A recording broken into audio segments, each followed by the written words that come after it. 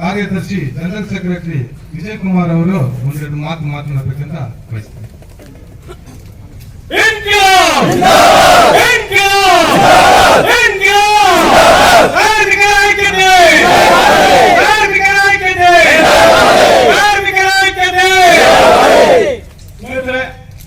ನಮಸ್ಕಾರ. ಇವತ್ತು ಏನು ಹೆಚ್ಚೇರಿಂದ ಸುಮಾರು 100 ಕಿಲೋಮೀಟರ್ ದೂರದಿಂದ ನಾವು ಕ್ರಮಿಸಿ ಇಲ್ಲಿ ನಿಮ್ಮನ್ನೆಲ್ಲ ಬೆಂಬಲಿಸಿ ನಾವು ಬಂದಿದ್ದೀವಿ. ಇದಕ್ಕೆ ಮೂಲ ಕಾರಣ ಏನಪ್ಪಾ ಅಂದ್ರೆ ನಿಮ್ಮ ಒಗ್ಗಟ್ಟು. ಇಡೀ ರಾಜ್ಯಕ್ಕೆ, ಬೆಂಗಳೂರು ಸಿಟಿಗೆ, ದೇಶಕ್ಕೆ ಒಂದು ಮಾದರಿ. 2024 ಶತಮಾನ ಈಚೆಯಿಂದನೂ ಅಷ್ಟೇನೆ ಈ ಒಂದು ಮಣ್ಣೇನಿದೆ KGF ಅನ್ನೋ ಮಣ್ಣು, ಇದು ಹೋರಾಟದ ಒಂದು ಕಣ ಅಥವಾ ಒಂದು ಕಿತ್ತು ಕ್ರಾಂತಿ ಅಂತ ನಾವು ಹೇಳ್ಬೋದು. ಬಹಳಷ್ಟು ಬೆಂಗಳೂರಿರುವಂತಹ ಬಹಳಷ್ಟು ಪಬ್ಲಿಕ್ ಸೆಕ್ಟರ್ ಇನ್ಕ್ಲೂಡಿಂಗ್ HAL ಸಹಿತ ಹೋರಾಟ ಮಾಡೋದಕ್ಕೆ ಎದುರ್ತಾರೆ. ಯಾಕಪ್ಪ ಕೆಲಸನ ಕಿತ್ತಾಕ್ಬಿಡ್ತಾರೆ, ಫೈನಲ್ ಆಗಿ ಏನು ಆಗಲ್ಲ, ಅವ್ರು ಏನ್ ಕೊಡ್ತಾರೋ ಅದನ್ನೇ ತಗೋಬೇಕು, ಅದಕ್ಕೆ ಯಾಕೆ ಹೋರಾಟ ಮಾಡಬೇಕು ಅನ್ನೋ ಮನೋಭಾವನೆ. ಇದನ್ನೆಲ್ಲ ಮೆಟ್ಟಿ ನಿಂತು ಸತತ ವರ್ಷಗಳಿಂದ ಏನು ಮಾತುಕತೆ ಮುಖಾಂತರ ಮಾತಾಡ್ಕೊಂಡ್ ಬಂದು ಯಾವ್ದು ಪರಿಸ್ಥಿತಿ ಬಂದಿಲ್ಲ ಅಂತೇಳಿ ತಾವೆಲ್ಲರೂ ಕಳೆದ ಒಂದು 17 ದಿನಗಳಿಂದ ಈ ಒಂದು ಹೋರಾಟನ ಮುಂದುವರಿಸಿಕೊಂಡು ಬಂದು ಇನ್ನು ಮುಂದಕ್ಕೆ ರಾಷ್ಟ್ರ ಮತ್ತು ರಾಜ್ಯ ಎಲ್ಲ ಮೂಲೆನೂ ಸ್ವಲ್ಪ ರೀತಿಯಲ್ಲಿ ಮಾಡಿದ್ದೀರಿ.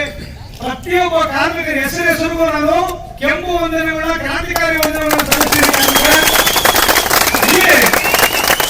ಯಾಕಪ್ಪ ಗುತ್ತಿಗೆದಾರ ಕಾರ್ಮಿಕರಿಗೆ ಈ ರೀತಿ ಒಂದು ಭಾವನೆ ಅಥವಾ ಸಮಸ್ಯೆಗಳು ಬರ್ತಾ ಇದೆ ಅನ್ನೋದನ್ನ ನಾವು ಮೂಲಭೂತವಾಗಿ ಯೋಚನೆ ಮಾಡಿದ್ರೆ, ನಮ್ಮನ್ನ ಎಲ್ಲ ಆಡಳಿತ ವರ್ಗವರು ಅದೇ ರೀತಿ ನಮ್ಮ ಜೊತೆಯಲ್ಲಿ ಅಣ್ಣ ತಮ್ಮ ಅನ್ನುವಂತ ಒಂದು ಪರ್ಮನೆಂಟ್ ವರ್ಕರ್ಸ್ ಅಸೋಸಿಯೇಷನ್ ಇದೆ. 2 ಕೈ 2 ಕಾಲು ಇರುವಂತ ಮಷೀನ್ ಅಂತ ಮಾತ್ರ ಪರಿಗಣಿಸೋದೆ ನಮ್ಗೆ ದುರ್ವಿಧಿ.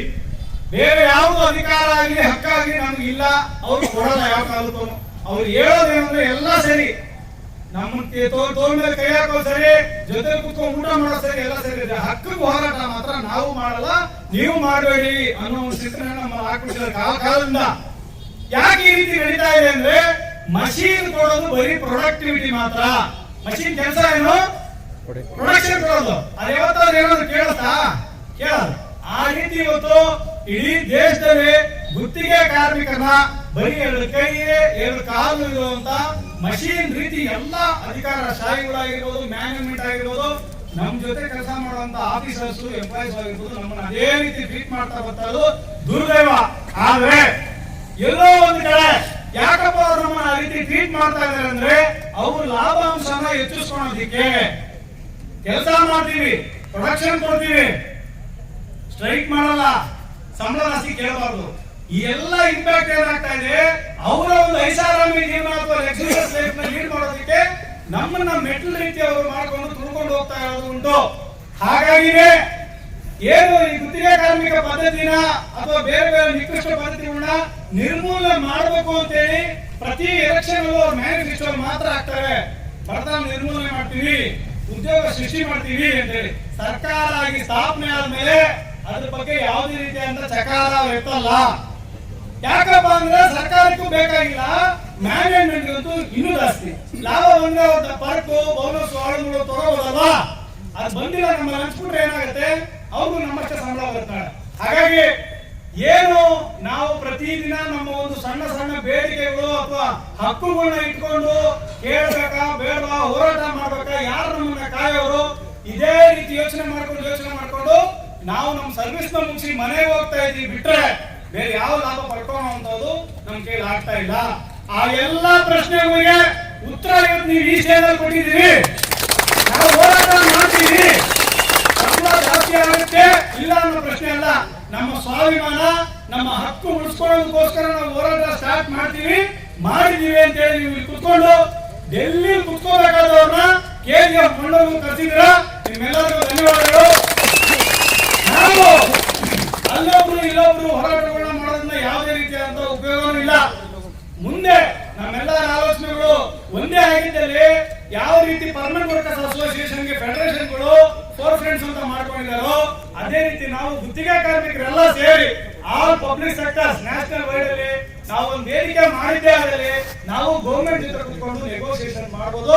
ನಮಗೂ ಕೆಲವೊಂದು ಹಕ್ಕುಗಳು ಸಿಗ್ತವೆ, ಖಂಡಿತ ಸಿಗುತ್ತೆ. ಪ್ರತಿಪಾದನೆ ಮಾಡಬೇಕು ಸ್ನೇಹಿತರೆ. ಏನಪ್ಪ ಅಲ್ಲಿಂದ ಬಂದಿದ ತಕ್ಷಣ ಇವರು ಸಿಕ್ಕಾಪಟ್ಟೆ ಬಿಡ್ತಾ ಇದಾರೆ ಅಂತ ಅನ್ಕೋಬೇಡಿ. ಇದೇ ಜೀವನ. ನೀವು ಒಂದು ದಿನ, 2 ದಿನ, 3 ದಿನ ಯಾವುದೋ ಒಂದಿನ ಸೋತೋಗಿ ಮನೆಗೆ ಹೋಗ್ತೀರಾ ಅಥವಾ ಮನೆಯಲ್ಲಿರೋ ಪರಿಸ್ಥಿತಿ ನೋಡಿ ವಾಪಸ್ ಕೆಲಸಕ್ಕೆ ಹೋಗ್ತೀರಾ ಅಂತ ಅವರು. ನಾವು ಇನ್ನು ಇವತ್ತೊಂದಿನ ಪ್ರಯತ್ನ ಮಾಡೋಣ, ನಾಳೆ ಬೆಳಿಗ್ಗೆ ಚೇಂಜ್ ಆಗಬಹುದು ಅಂತ ನೀವು. ಇದರಲ್ಲಿ ಯಾರು ಪೇಷನ್ಸ್ ನ ಕಳ್ಕೊತಾರೆ ಅನ್ನೋದು ಮಾತ್ರ ತುಂಬಾ ಇಂಪಾರ್ಟೆಂಟ್. ಹಾಗಾಗಿ ನಾನು ಇಲ್ಲಿರುವಂತ ಎಲ್ಲ ನನ್ನ ಸಹೋದರ ಸಹೋದರಿಯರ ಹತ್ರ ಮನವಿ ಮಾಡ್ಕೊಳ್ಳಿ ಅಂದ್ರೆ, ನಿಮ್ಮ ಯೂನಿಯನ್ಸ್ ತಗೊಂಡು ಪ್ರತಿ ಡಿಸಿಷನ್ಸ್ ಅಲ್ಲೂ ನೀವು ಜೊತೆಗಿರಿ. ಆಗ ಮಾತ್ರ ನೀವು ಮ್ಯಾನೇಜ್ಮೆಂಟ್ ಆಗಿ ಅಥವಾ ಸಮಾಜಘಾತಕ ಶಕ್ತಿಗಳಾಗಿ ಹಿಮ್ಮೆಟ್ಟಕ್ಕೆ ಸಾಧ್ಯ ಆಗುತ್ತೆ. ಇಲ್ಲ ನನಗೆ ತೊಂದರೆ ಇದೆ, ಫೀಸ್ ಕಟ್ಟಬೇಕು, ಮನೆ ಬಾಡಿಗೆ ಕಟ್ಟಬೇಕು, ಗ್ಯಾಸ್ ಸಿಲಿಂಡರ್ ಬಿಡಬೇಕು ಅಥವಾ EMI ಕಟ್ಟಬೇಕು ಅಂತ ಏನಾದ್ರು ಮಾಡಿದ್ರೆ 20, 30, 40 ರೂಪಾಯಿ ಮೇಲೆ ಜಾಸ್ತಿ ಆಗಲ್ಲ. ಮತ್ತೆ ನೀವು ರಿವಿಷನ್ ಹೋಗ್ಬೇಕಂದ್ರೆ 5 ವರ್ಷ 10 ವರ್ಷ ಕಾಯ್ಬೇಕು. ಒಂದ್ಸಲ ಚಾರ್ಜ್ ಡಿಮಾಂಡ್ ಕೊಟ್ರೆ ನಾಳೆ ಕರೆಯಲ್ಲ ಅವರು. ಇವಾಗ ಹೆಂಗ್ 3-4 ವರ್ಷ ಆಗಿದೆಯೋ ಅದೇ ರೀತಿ ಮತ್ತೆ ಚಾರ್ಜ್ ಡಿಮಾಂಡ್ ಕೊಟ್ಮೇಲೆ 3-4 ವರ್ಷ ಖಂಡಿತ ಆಗುತ್ತೆ. ಯೋಚನೆ ಮಾಡಿ. ಇವತ್ತು ನಾವೇನಾದ್ರು ಬೆಂಡ್ ಆದ್ರೆ ನಾಳೆ ನಮ್ ರಾಜ್ಯದಲ್ಲಿ ಇದೇ ವಾರದ ನಮ್ಮ ಮಕ್ಕಳು ಮಾಡ್ಬೇಕಾಗತ್ತೆ. ಆ ಪರಿಸ್ಥಿತಿ ಬೇಡ, ಬೇಕಾ? ಊಟ ಮಾಡಿದ್ರೆ ಎಲ್ಲರೂ ಆ ಪರಿಸ್ಥಿತಿ ನಮ್ಗೆ ಬೇಕಾ? ನಮ್ಮ ಮಕ್ಕಳು ನಾಳೆ ಗುತ್ತಿಗೆ ಕಾರ್ಮಿಕರಾಗಿ ಈ ದೇಶದಲ್ಲಿ ದುಡಿಬೇಕಾ? ಹಾಗಾದ್ರೆ ನಾವೇನ್ ಮಾಡ್ಬೇಕು? ಹೋರಾಟ ಮಾಡ್ಬೋದಾ?